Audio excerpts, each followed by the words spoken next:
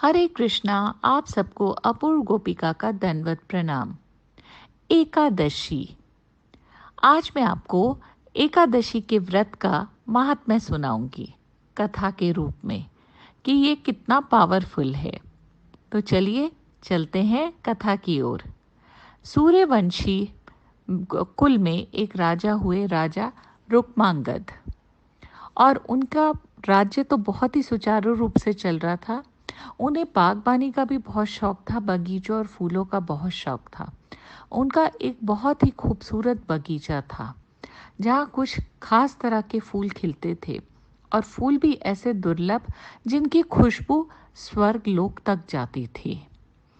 तो कुछ समय बाद वहाँ की एक बार उर्वशी अप्सरा का दिल किया कि चलो थोड़ा धरती पर घूम कर आते हैं।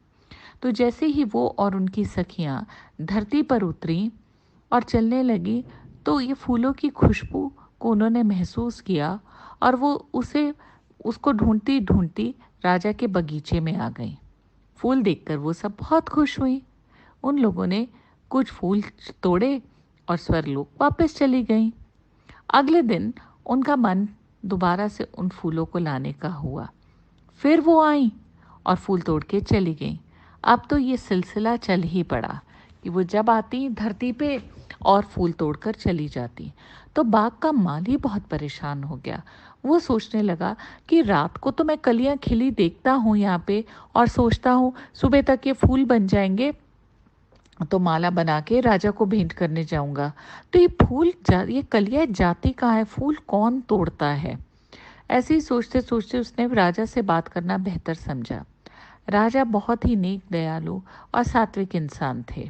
तो उन्होंने कहा कि परेशान होने की ज़रूरत नहीं है, हो सकता है जिसको ज़रूरत हो वो ले जाता हो, कोई बात नहीं, जब और फूल खिलेंगे तो तुम ले आना। अगली रात फिर उर्वशी अप्सरा अपनी सहेलियों के साथ बाग में उतरती है, और ये लोग फूल तोड़ती हैं, थोड़ा हास परिहास करती हैं, और जैसे ही वापस जाने लगती हैं तो उर्वशी की साड़ी एक पौधे में अटक जाती है। और वो पौधा है बैंगन का। बैंगन का पौधा काफ़ी तमोगुणी माना गया है। तो क्योंकि उसने तमोगुणी के पौधे को छू लिया, तो उसके समस्त पुण्य वहीं खत्म हो जाते हैं। अब पुण्य खत्म हो गए तो वो वापस स्वर्गलोक नहीं जा सकती। उनकी और सहेलियां तो वापस स्वर्गलोक चली जाती हैं, और उर्वशी यहीं फंस जाती है। अब वो बेहद डर जाती है, क्योंकि उसने मनुष्यों के बारे में तरह तरह की कथा सुन रखी है कि मनुष्य ऐसा होता है, कपटी होता है, कुदृष्टि रखता है औरतों पर। बेहद डरती है कि हे भगवान, मेरा क्या होगा, मैं कैसे यहाँ रहूँगी, ये तो सब मुझे छोड़ के चली गई हैं, और रोने लगती हैं। सुबह होती है, राजा टहलते हुए वहाँ पहुँचते हैं और उर्वशी को रोते हुए देखते हैं। तो पहुँचते हैं, कहते हैं हे माँ। जैसे ही उर्वशी माँ का शब्द सुनती है तो उसकी जान में जान आती है कि अरे, मनुष्य ऐसे भाव वाले भी होते हैं। वो बोलते हैं क्या हुआ, आप यहाँ कैसे फंस गईं। तो उर्वशी अपना परिचय देती है कि मैं स्वर्ग की अप्सरा उर्वशी हूँ, और मैं यहाँ फंस गई हूँ, और मेरे पुण्यों का क्षीण हो चुका है, और मैं वापस अब स्वर्गलोक नहीं जा सकती। आप कृपा करके मुझे स्वर्गलोक भेजने का इंतज़ाम कराइए।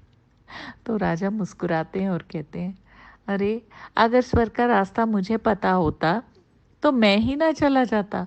मुझे तो नहीं पता वहाँ कैसे जाया जाता है, मुझे तो कोई युक्ति नहीं आती।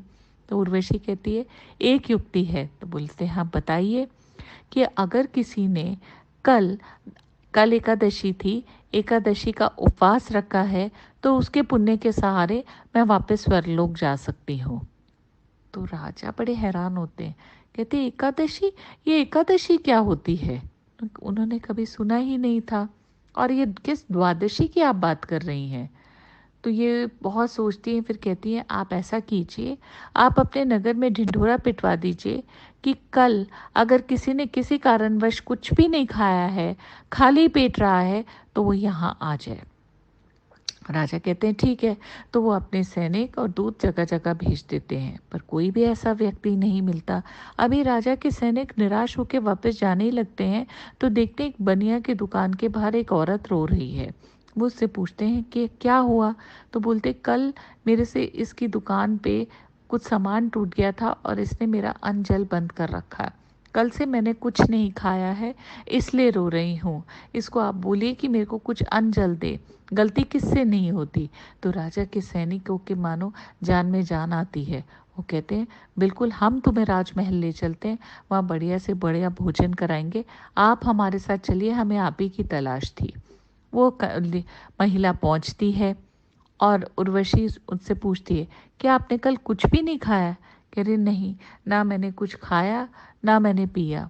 फिर वो अपनी कथा बताती है कि कैसे बनिया ने कल उसको कोई खाने को कुछ नहीं दिया। तो उर्वशी बोलती है, ठीक है, इधर तुम अपने सीधे हाथ में जल लो और एक संकल्प करो। तो और कहती है, बोलो कि मेरे जो जो मैंने कल के पुण्यों का फल है वो इन्हें मिल जाए। तो वो महिला ऐसे ही करती है, संकल्प लेती है कि मेरे कल के पुण्यों का फल उर्वशी को मिल जाए, और वो फल मनी मन संकल्प करके उर्वशी को दे देती है। इसके फलस्वरूप क्या होता है, उर्वशी में वापस उसका पुण्य मिल जाता है और वो देखते ही देखते सबके सामने स्वर्गलोक को चली जाती है।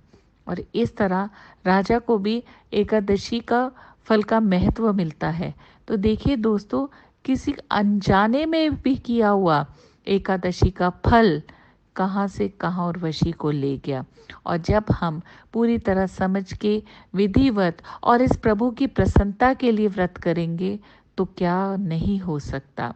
व्रत में, एकादशी के व्रत में एक और चीज़ ज़रूरी है कि आप जितने जाप कर रहे हैं, अगर उसको कंटिन्यूस करते रहें या डबल कर दें तो उसका फल हमें अनंत अनंत रूप में मिलता है।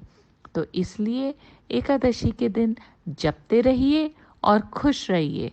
हरे कृष्णा कृष्णा कृष्णा हरे हरे, हरे राम राम राम हरे हरे। हरि बोल।